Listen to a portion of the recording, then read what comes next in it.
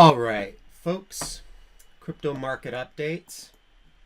Looks like this daily candle is nice and strong. Interesting thing yesterday is you had this daily 1D candle of doom that I think shook out a lot of people on the daily close. It almost looked like sellers were stepping in. Maybe I'll call this the disbelief candle. And so now the market's just punching through. So this is the counterforce, right? We're getting momentum on this counterforce with some strength.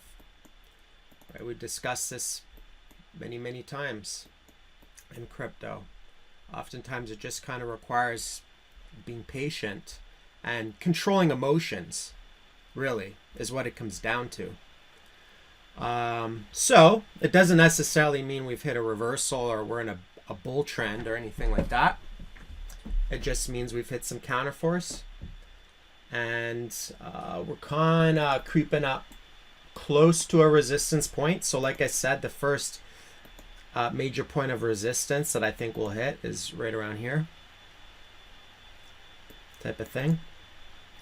Yeah, sometimes when you sometimes when you go deep water shitcoin scuba diving, you just gotta hold your breath, you know.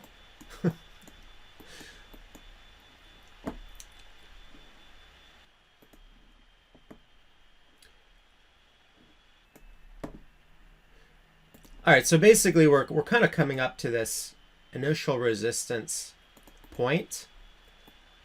So as we creep up closer towards this, I think one of two things might happen. We're either going to hit some resistance and perhaps create an inverse head and shoulders, smaller time frame. You know, maybe like a little retrace and then boom and break out, or it's just going to say to hell with that and just punch through and then continue on with its strength. So the 1 week is looking nice and strong. What's interesting about the 1 week, what I like about this 1 week candle thus far, we haven't closed it. We've still got several days left in the week. What are we today? Thursday, Friday, Saturday, and then Sunday. We've got about 3.5 days or whatnot.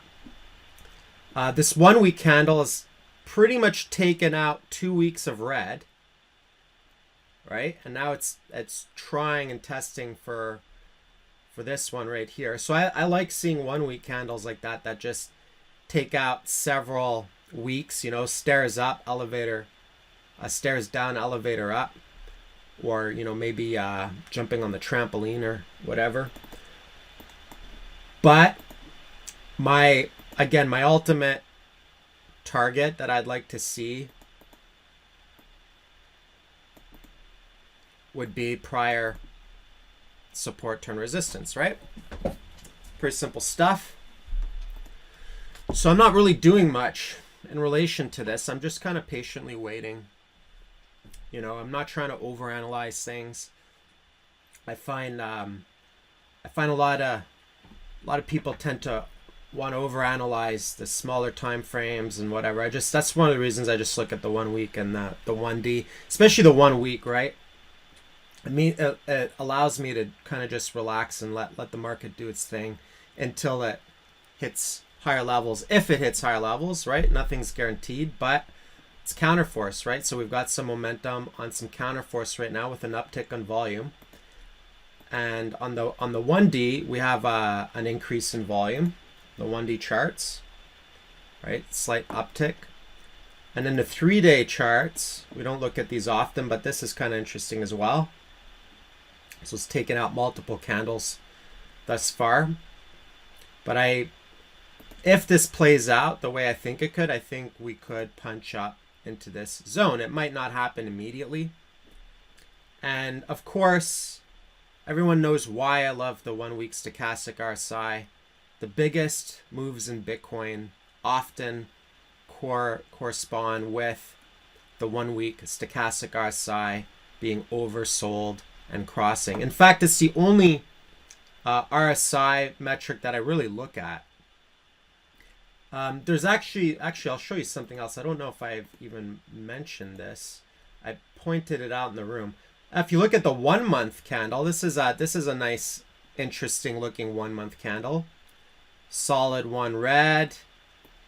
Nice little wick here. The 1 month. Right? How's this for perspective? Now, if I were to throw in an indicator, if I were to throw in stock RSI on the 1 month, I think I pointed this out once before, but what's interesting about this, limited data, but the last time, like we have this mirror image here. The last time the price was down this low was in 2000 and it crossed was in 2015. Basically capitulation 2015. This is the last time we have been this low. It looks like a complete mirror image. I'll just change the color on this so it's a little bit more visible. Make these a little bit bigger. Nice big crayons. And that's it, right? So this is, and I don't think we had it had limited data to go on for 2014, so it's not really showing much in the ways of that, but I do find it interesting that the last time we were based out like this was a capitulation of 2015, right? So I've rarely even looked at the 1 month stochastic RSI for obvious reasons, right? There wasn't really much to look at until now, right? This is like the ultimate Bart Simpson. So let's see how this plays out. Now, bear case scenario. Let's say let's say we can't get enough strength, or we just do a little dead cat and then we roll over to lower levels.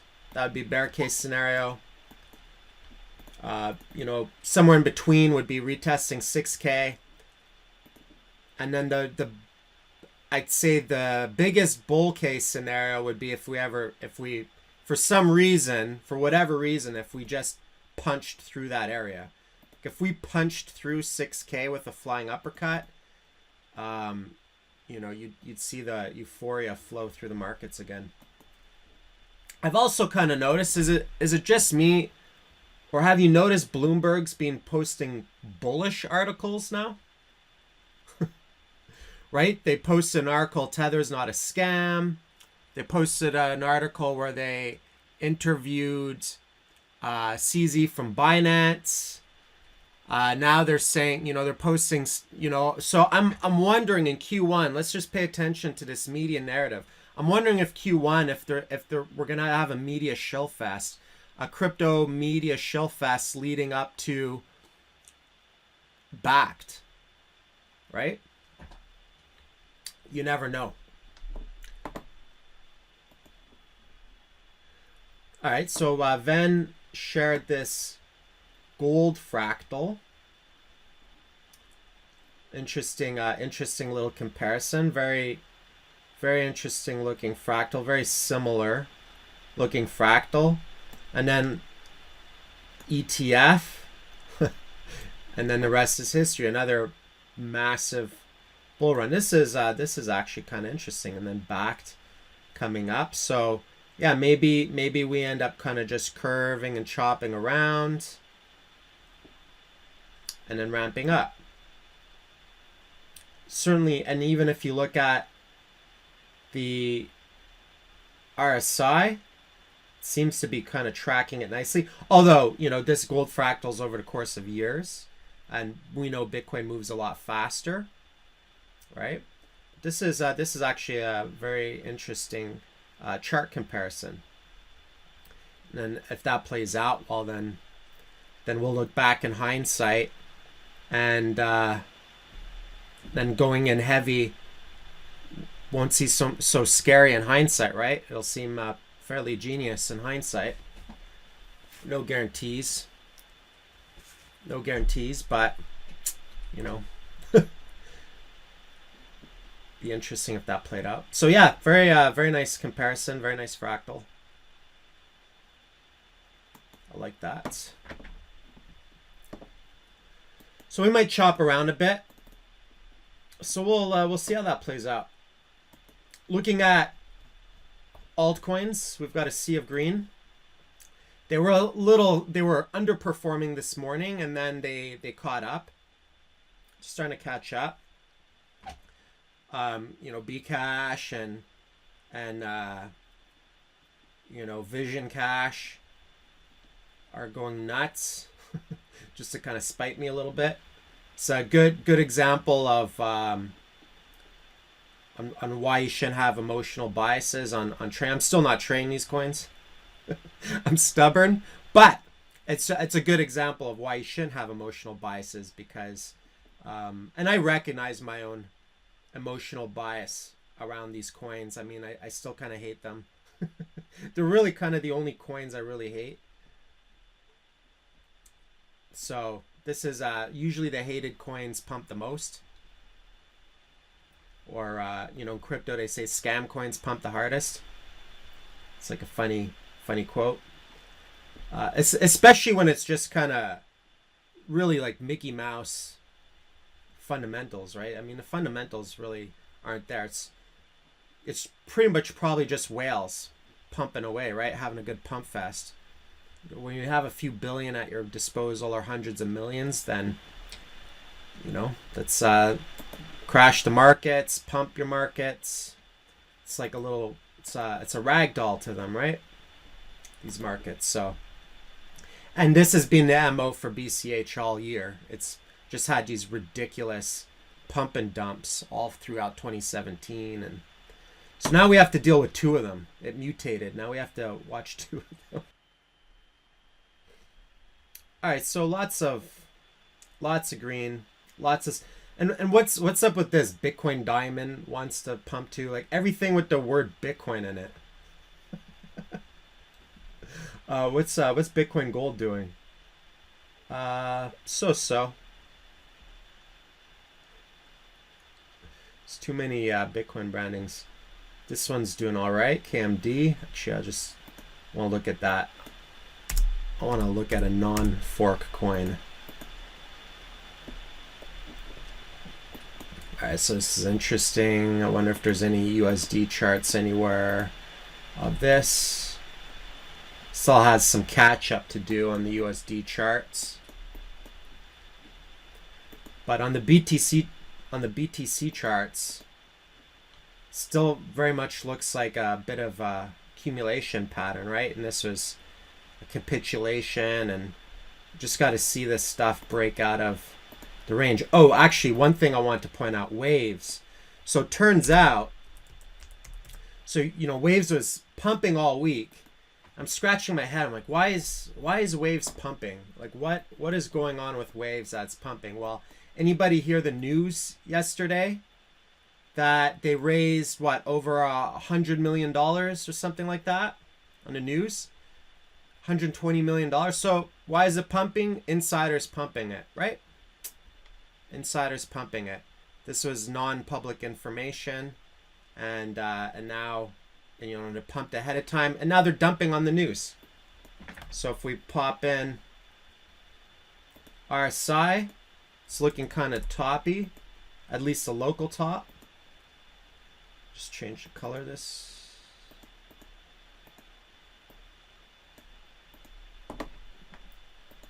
So you can kind of see the bearish divergence. Higher high, lower high, right? News event yesterday. Sell on the news. Tweezer top. Sellers step in. Starting to see some red. And that's it.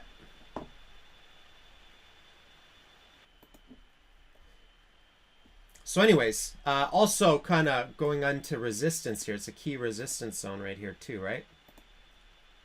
So this explains why it was why it was pumping while nothing else was.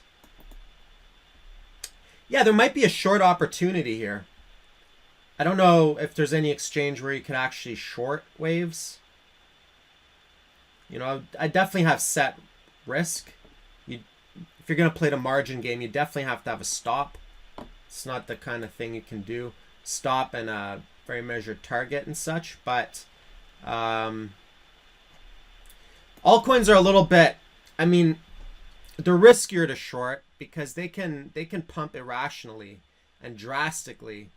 And, you know, you could be in a short and it could look like a top, and the next thing you know, it just punches through because some whale got drunk on vodka or something, and you know. So that's that. I think if I was in a trade, I'm not in a waves trade, but if I was in it, I would definitely be closing out, or at least taking a big chunk of profit off the table on this. So congratulations, anybody. If anybody was in waves or had a bag of waves, rode the wave. All right, so looks like a few people in waves, so that's good. That's good. Something else I want to point out. It's the arbitrage trade alert I had sent out the other day. If you look at, now it's starting to catch up, but there was Quadriga CX was up maybe $1,000, and you can kind of see it spiked right up into this support spike right there, right? So even obscure Canadian Bitcoin exchanges will follow TA principles. There's a lot of selling on that. I didn't catch it. It was late at night and I was tired. I was still under the weather, so I wanted other people to make money off of that. So a few people messaged me and said they made some money off that, so that's good. Congrats to anybody who made some coin off that. Nice little arbitrage. So anytime you see the markets moving up, just, you know, scroll around different markets, different exchanges, and then see if there's any arbitrage opportunities. There's usually a price disparity.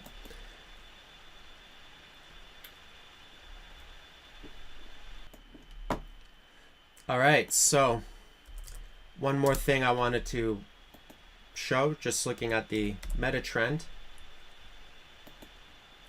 Dow Jones broke support today. New low. There's also a Fed hike, slight Fed hike. So this is it snapped support. This is the first. So we have the lowest point in all of 2018. So the Dow Jones basically gave back the entirety of 2018 on this double top and snap support. It's kind of bleeding out now. We'll see how the markets do in Q1 of next year, because we're still in tax harvesting season. It could spell a recession. It is a first lower low. Right, we've seen a lower high here. First lower low. So, but it's we have seen lower lows before, like from here to here, and still recovered, right? But this took some time though. This was, you know, over the course of a year to recover, so it was a bit choppier. But this is a double bottom, and this is a double top, and we've talked about this. I mean, I've been yammering on about this for you know, months really, about the divergence on the RSI, the bearish divergence, the big euphoria when I almost called him Bush, when Trump was bragging about how the stock market was doing better than ever and his presidency, and these are all like aha euphoria moments. I talked about how Apple and Amazon broke $1 trillion market cap, other big, you know, it's that, to me, that's kind of like flippening hype, right? You know, when you have Ethereum's gonna flip Bitcoin, or something you celebrate, you know, with new all-time highs where everyone's popping champagne and celebrating. It's usually a euphoria moment, new paradigm moment. Economy is doing better than ever. When really, global debt is just it's out of control, right? And you've got, like I said before, you've got companies that expanded on cheap debt. Yeah, hubris before the fall. That's right. Just like Bitcoin, just like any markets. So, like I said, it was, what is it? Last October, I just cashed out all my stock accounts into cash. Even the weed stocks and everything, and all the stuff I was in broke new lows. And so this is kind of what's interesting about this is that crypto is going up right now and the stock market's dumping. So we're still non-correlated. We had some days where they were bleeding together, and now it looks like it's inversely correlated. So I'd say it's just straight up non-correlated, right? Crypto doesn't have enough impact in the global economy, but a lot of other things seem to be very correlated. Although gold and silver seem to be slightly going up a little bit right now. So I'm just I'm being patient, and I'm just gonna kind of sit on my hands in the stock market for 2015. I mean, this is just looks like some parabolic crap up here, right? And I might consider some stuff around here or here. Depends how bad it wants to get.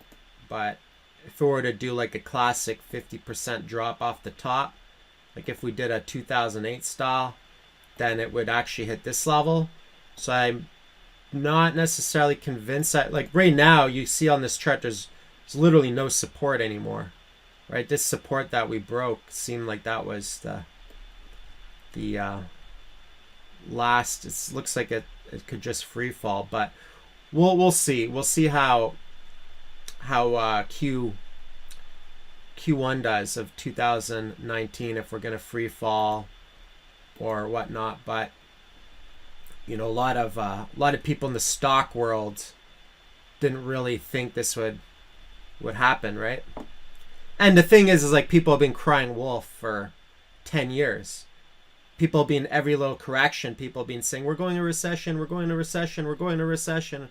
Well, clock's broken. A broken clock works twice a day. And so, but in my opinion, just being sensitive to tops in crypto, and parabolic markets in crypto, and sitting in cash and stuff in crypto, I'm not in a rush to buy stocks. Obviously, I've got no reason to knife catch this at this area, so I'm just gonna sit back.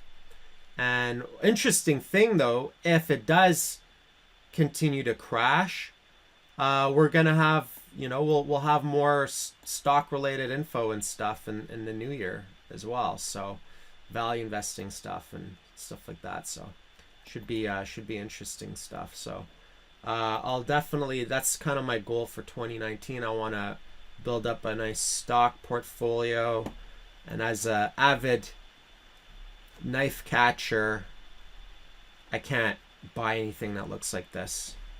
If it wants to recover, then maybe, but I'd rather wait and see if I can catch one of these or something like that. So we'll see how this plays out. Can you short it? Yeah, I'm sure you can do some options trading. I'm not shorting it. I'm not gonna short it. I'm just interested in building a spot portfolio investment wise. So I'm just gonna sit in cash and wait it out.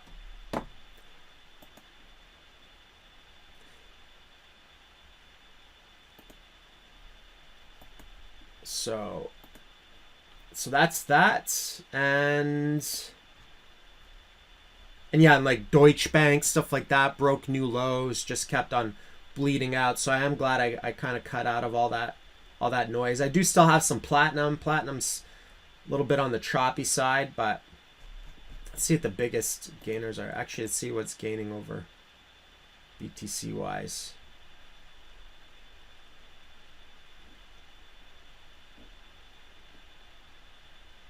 Verge, KMD. I think we'll kind of see a seesaw effect.